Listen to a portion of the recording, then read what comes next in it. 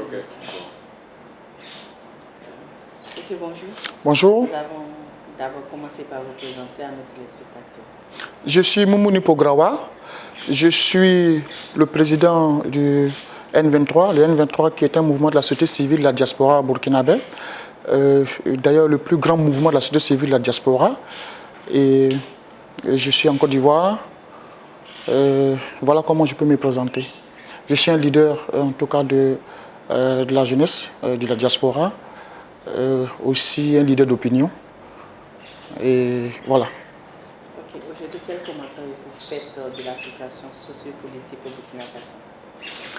Avant tout propos, madame, permettez-moi de m'incliner devant la mémoire de nos compatriotes qui sont en train de se faire assassiner sauvagement depuis 2 jours et d'encourager aussi mes camarades, membres de la société civile, qui sont en train de se faire pourchasser, qui sont en train de se faire menacer de mort, et encourager mon peuple pour dire que effectivement l'heure est grave pour notre pays, pour notre nation.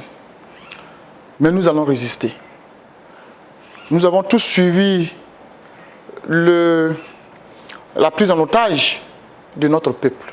Je ne dirais pas la prise en otage de notre président et de notre premier ministre, mais c'est tout notre peuple qui a été pris en otage. Et pour nous, ce n'est rien d'autre qu'un acte terroriste. Pour nous, ce n'est rien d'autre qu'un groupuscule de personnes manipulées par des hommes politiques, tapis dans l'ombre,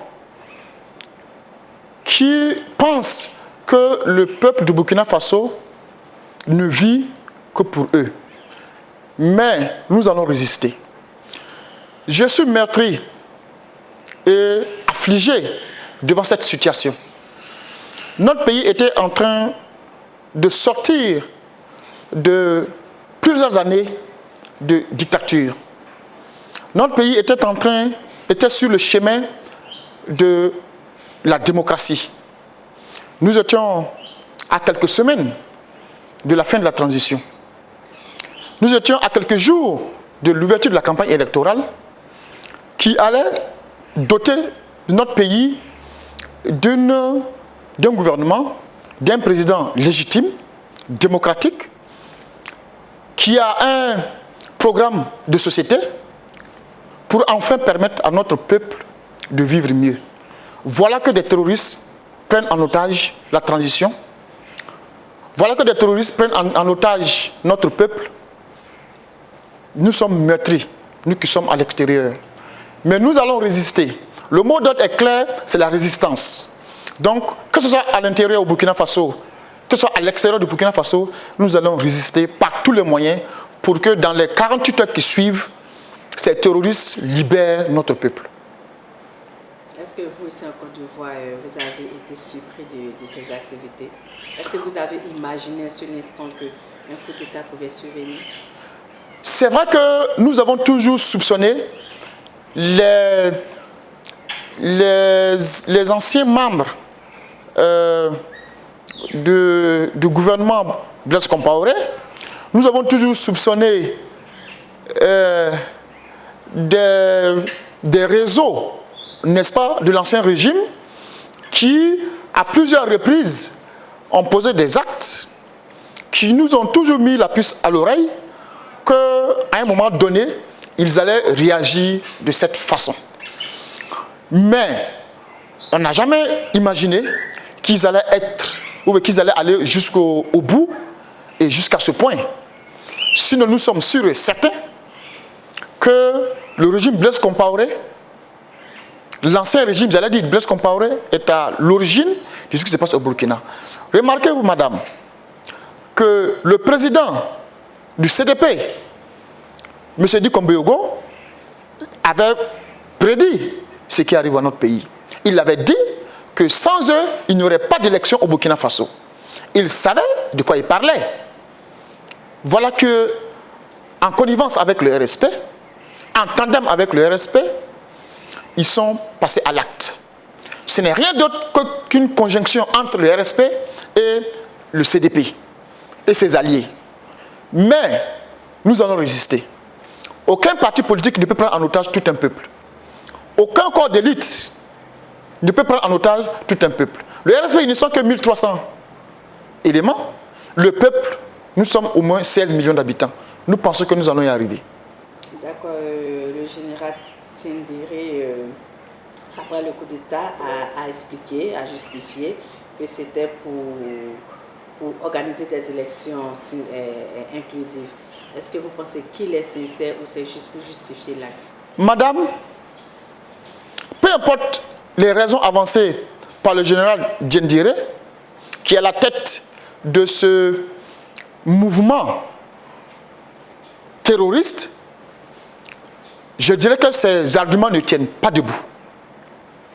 Si ce général Tindéré voulait les élections, il fallait qu'il attende le 11 octobre pour voir les élections s'organiser. Nous étions sur le chemin de l'organisation des élections pour le 11 octobre.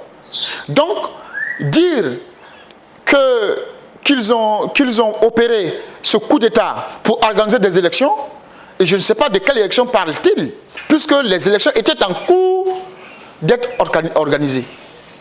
Donc, cet argument ne tient pas debout, madame. Si le général Tindéré nous dit qu'ils ont opéré ce coup d'État pour permettre à Blaise Compaoré et à son régime de revenir, si le général Tindéré nous dit qu'ils ont opéré ce coup d'État pour empêcher la justice de les arrêter et de les juger pour ces nombreux assassinats qu'ils ont perpétrés pendant ces 27 ans, on peut comprendre.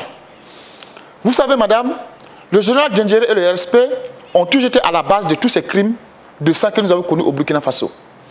Vous savez, madame, depuis que la transition a été mise en place, tous ces dossiers qui étaient pendants de crimes de sang ont été ouverts afin que justice soit faite. Bizarrement, les résultats des tests ADN qui ont été commis par la justice devraient être livrés il y a 2 jours. Alors, le général Tindéré a-t-il quelque chose à se reprocher? Le respect a-t-il quelque chose à se reprocher? Va le savoir. Toujours est-il que nous allons résister et d'ici les 48 heures, en tout cas ce qui nous concerne, nous pensons que le général Tindéré devrait revenir sur sa décision, se raviser, remettre le pouvoir à la transition pour que le 11 octobre, on puisse organiser nos élections. Que la communauté internationale réagit. Nous avons vu le communiqué de l'UA et de la CEDEAO qui condamne ces faits, mais qui n'appelle pas à remettre le pouvoir à ceux qui étaient là. Ben, madame, je ne sais pas si nous avons lu le même communiqué. Nous avons eu la copie du communiqué du Conseil de sécurité de l'ONU qui a bel et bien appelé les putschistes à remettre sans délai le pouvoir à la transition. Ça, c'est bien les Nations Unies. Je parle de l'Union africaine et de la CEDEAO. Mais je pense que l'Union africaine et la CEDEAO sont membres des Nations Unies, membres du Conseil de sécurité des Nations Unies. Et je pense que si à l'unanimité, cette déclaration a été votée et a été publiée, je pense que c'est vrai qu'on attend, bien sûr, qu'au niveau des Nations, de l'Union africaine et de la CEDEAO, il y ait des actions fortes pour envoyer un message fort à ces terroristes pour qu'ils libèrent notre peuple. Mais nous souhaitons que lors de cette visite que le président Macky Sall et Yahi Boni, ce qu'ils sont en train de faire au niveau du Burkina, les négociations qu'ils vont entamer. Je n'aime pas parler de négociations parce que pour nous, il n'y a pas de négociation possible avec des terroristes. Il faut tout simplement les adjoindre à libérer la présidence et à quitter la présidence. Nous avons tous suivi le cas du Mali. Moussa Aya Sanogo, quand il a pris le pouvoir, la CEDEAO et l'Union africaine ont été intraitables avec eux. Ils ont lâché le pouvoir Ils ont remis le pouvoir au civil. Aujourd'hui, nous savons très bien où se trouve Aya Sanogo. Il est en prison. Donc, je pense que c'est le même scénario qui va se produire au Burkina. C'est vrai que nous avons interpellé la communauté internationale depuis plusieurs années. Nous avons interpellé l'Union africaine, la CEDEAO, pour leur dire de parler à Blaise Compaoré qu'il lâche le pouvoir. C'est vrai que ces institutions n'avaient pas réagi promptement à l'époque. Vous avez vu que le peuple du Burkina Faso a pris son destin en main et nous avons réglé le problème. En 2 jours, nous avons chassé Blaise Compaoré. Alors, que cette communauté internationale puisse fasse confiance au peuple du Burkina Faso. S'ils réagissent, tant mieux. S'ils condamnent, tant mieux. Sinon, le peuple est toujours debout. Nous allons résister. Vous allez voir que nous sommes capables de régler ce problème nous-mêmes. Si nous avons été capables de chasser Blaise Compaoré, ce ne sont pas ces tentacules venimeuses qui vont nous empêcher de prendre notre destin en main. Nous allons prendre notre destin en main et nous allons chasser le RSP. Je ne dirais pas du Burkina parce que ce sont nos compatriotes, ce sont nos frères, mais ils partiront de la présidence. D'accord, au niveau de la Côte d'Ivoire, vous êtes très bien nombreux ici en Côte d'Ivoire. Qu'est-ce que vous comptez faire? Au niveau de la Côte d'Ivoire, en tout cas dans la stratégie que nous avons mis en place, en accord avec les autres leaders de la société civile au niveau du Burkina, nous avons décidé d'une stratégie d'asphyxie, c'est-à-dire, puisqu'à Ouagadougou, le RSP empêche toute manifestation, il n'y arrive même pas, parce que les jeunes continuent à manifester. Toutes les régions du Burkina Faso est en mouvement, et nous allons descendre sur Ouagadougou. Et en même temps, sur le plan international, nous qui sommes à l'extérieur, que ce soit dans nos ambassades, nos consulats, même les organisations burkinabées qui sont à l'extérieur, nous allons manifester, nous allons porter de la voix, que ce soit au niveau des sièges des organisations internationales, pour faire entendre notre voix, pour dire que c'est tout le peuple burkinabé, vivant au Burkina et à l'extérieur, qui demande que la communauté internationale libère notre peuple, que la communauté internationale libère notre présidence, que la communauté internationale mette tout en œuvre pour que la transition revienne à sa place initiale pour organiser les élections le 11 octobre. Le 11 octobre n'est pas négociable. Il faut que les élections se passent le 11 octobre. Donc, dans les 48 heures qui suivent, nous demandons à la communauté internationale de donner cet ultimatum à cette junte-là pour qu'il libère notre peuple, pour qu'enfin, le 11 octobre, on organise les élections. D'accord. Hier, lors d'une interview téléphonique, vous avez invité le président Alassane Ouattara à interpeller ses anciens amis. Effectivement, moi j'interpelle spécialement le président Alassane Dramane Ouattara pour qu'il parle à Blaise Compaoré. Parce que Blaise Compaoré est en Côte d'Ivoire. Il est son invité.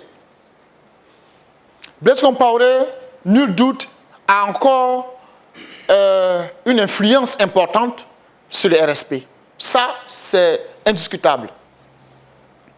Je voudrais demander au président Alassane Ouattara de parler à Blaise Compaoré pour qu'il revienne à la raison, qu'il parle à ces éléments pour qu'il quitte, pour qu'il libère notre peuple.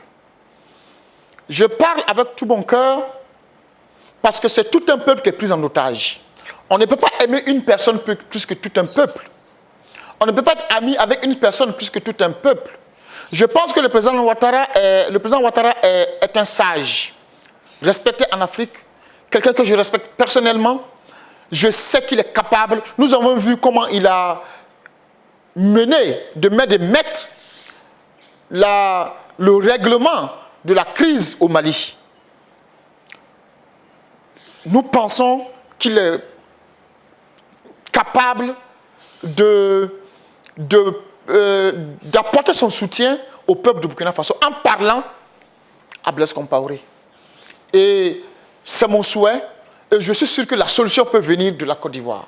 La solution peut venir de Blaise Compaoré, parce que si la solution ne vient pas de Blaise Compaoré, ces terroristes vont vouloir perdurer dans cette forfaiture et on ne sait pas où est-ce que le Burkina Faso va se retrouver. Donc c'est vraiment l'appel que je lance. En même temps que je lance cet appel aussi à la communauté internationale, la CEDEAO, l'Union africaine, et l'Union européenne, les États-Unis, je crois qu'ils ont déjà produit leur communiqué, ils sont clairs là-dessus. Il faut qu'ensemble, dans les 48 heures qui suivent, on puisse faire comprendre à ces personnes-là qu'ils n'ont pas leur place là où ils sont. Il faut libérer le peuple pour que le 11 octobre, on organise nos élections. D'accord, les rumeurs font état que le président Alassane Ouattara veut faire entrer des Ivoiriens. Si ce n'était pas des rumeurs, que c'était une vérité, quelle sera vraiment votre réaction face à cela? Il veut faire entrer des Ivoiriens. Oui. Où ça? Ramener du Burkina en Côte d'Ivoire. Alors, si le président Ouattara, au regard de la situation au Burkina Faso, veut rapatrier les Ivoiriens du Burkina, je dirais que, bon, puisque vous mettez cette information sur le compte des rumeurs, je pense que ça doit rester sur le compte des rumeurs, parce que le Burkina Faso et la Côte d'Ivoire, ce ne sont pas deux pays différents, c'est le même pays. Le Burkina Faso, c'est la Côte d'Ivoire c'est le Burkina Faso. Donc, tout ce qui touche au Burkina Faso touche à la Côte d'Ivoire, tout ce qui touche à la Côte d'Ivoire touche au Burkina Faso. Donc, je pense que pour une solution durable, le président Ouattara devrait, comme j'ai dit tantôt, s'impliquer personnellement pour que nous puissions trouver la solution, une solution durable. Rapatrier les ressortissants vers leur pays d'origine n'est vraiment pas une solution, mais plutôt, il faut s'investir pour qu'on trouve une solution durable en donnant un ultimatum à ces terroristes pour qu'ils libèrent la présidence, pour qu'ils libèrent la transition. D'accord. Également des rumeurs depuis ce matin déjà qui courent sur le décès du colonel Zida suite à des tortures. Effectivement, nous n'avons pas d'éléments qui puissent étayer cette information, mais toujours est-il que les éléments du RSP qui sont capables de tuer les Burkinabés, capables de tuer des jeunes, des femmes. Aujourd'hui, nous sommes à une dizaine de morts. Ça ne m'étonnerait pas que la vie du Premier ministre soit en danger, parce que le Premier ministre est un être humain comme nous tous.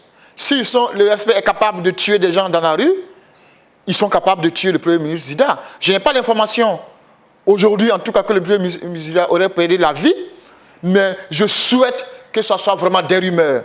Dans le cas contraire, Dieu seul sait sur quel chemin ces exactions vont envoyer notre pays. D'accord, vous avez un message à faire passer. Mon message, le message que je voulais adresser à tous les Burkinabés, quel que soit là où ils se trouvent, c'est un message de mobilisation. C'est un message de résistance. Si vous êtes Burkinabé, quel que soit le pays là où vous vous trouvez, il faut donner de la voix. Il faut vous lever, il faut manifester, il faut qu'ensemble nous résistons. Nous avons nous-mêmes chassé Blaise Compaoré du pouvoir, nous pouvons encore chasser les terroristes de notre pays. Donc c'est vraiment un message de résistance, c'est un message de mobilisation à l'endroit de tous les Burkinabés du monde, pour qu'ensemble, on puisse prendre en main notre destin pour bouter hors de notre pays tout acte terroriste tendant à mettre à mal la cohésion sociale. Je vous remercie. Merci. Je n'étais pas inspiré, non? Ah, pourtant c'était bon.